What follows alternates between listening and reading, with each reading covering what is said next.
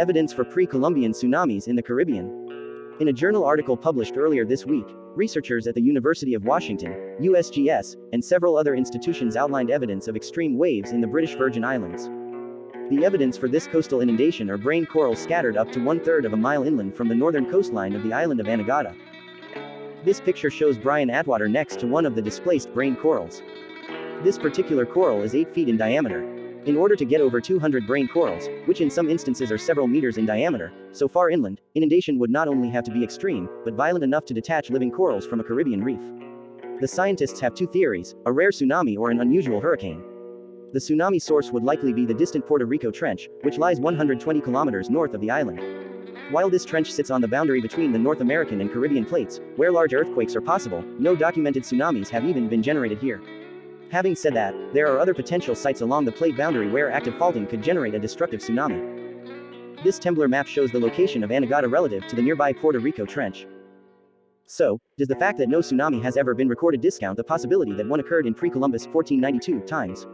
Not necessarily. While it can be extremely difficult to prove that clasts were displaced by tsunamis, the argument often hinges on the idea that storm waves are not capable of transporting exceptionally large clasts so far inland.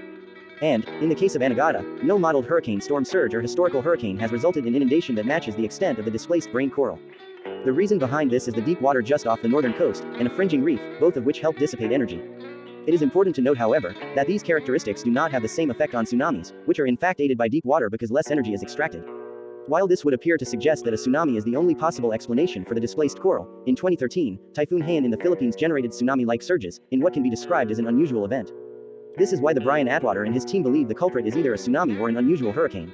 It should be noted that the effect of tsunami-like surges similar to those seen in the Philippines have not been modeled for Anegada. This map, from Atwater et al. 2017 shows the locations, red dots, of the displaced brain corals around the northern coast of Anegada. Figure from Atwater et al. 2017. Despite this lack of modeling, the scientists believe that the burden of proof rests more with an unusual storm than with a locally sourced tsunami. This is likely due to the lack of evidence of past tsunamis and the regularly occurring hurricanes which hit the Caribbean. Regardless of the exact cause, the findings by Brian Atwater and his team help bring scientists a little bit closer to determining if large local sourced tsunamis are possible in the Caribbean.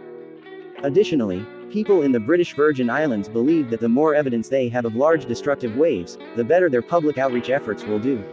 Considering the fact that they've never substantiated a tsunami coming from the North American plate, now knowing that we have seen La Palma drop multiple times, and the direction of where the coral landed on this island and the wash off the sand just seems just like he asked at the end of his theory for archaeologists to do a little bit more digging to find out if there is any evidence, perhaps this particular article, of where the tsunami came from and if it did in fact come from La Palma.